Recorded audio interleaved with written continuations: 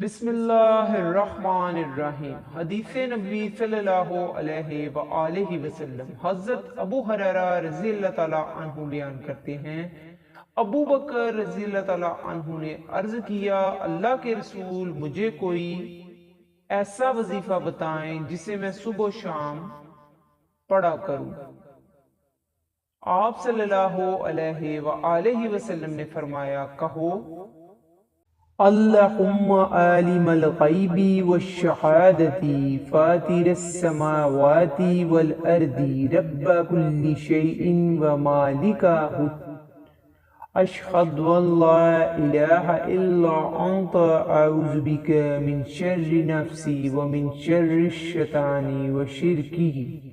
اے اللہ، غیب و حاضر کو جاننے والے، زمین و آسمان کو پیدا کرنے والے، ہر چیز کے رب اور مالک، میں گواہی دیتا ہوں کہ تیرے سوا کوئی معبود برحق نہیں، اور میں اپنے نفس کے شر، شیطان کے شر اور اس کے شرک سے تیری پناہ چاہتا ہوں۔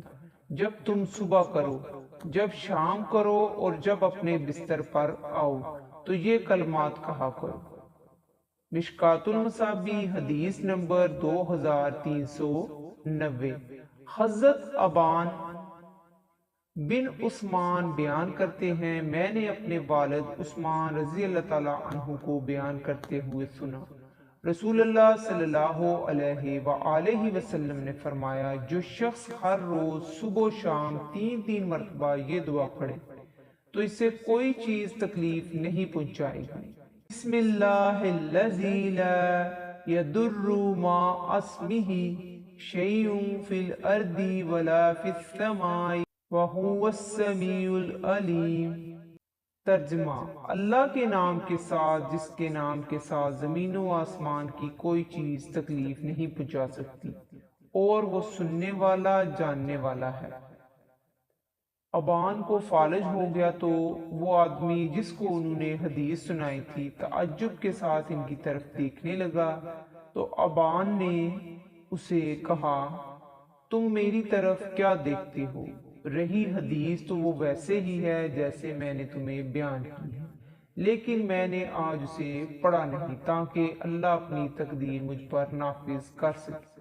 اور ایک دوسری روایت میں ہے، اسے صبح ہونے تک کوئی ناگہانی آفت نہیں آئی ہے، اور جو شخص صبح کے وقت اسے پڑھے تو شام ہونے تک اسے کوئی ناگہانی آفت نہیں آئی۔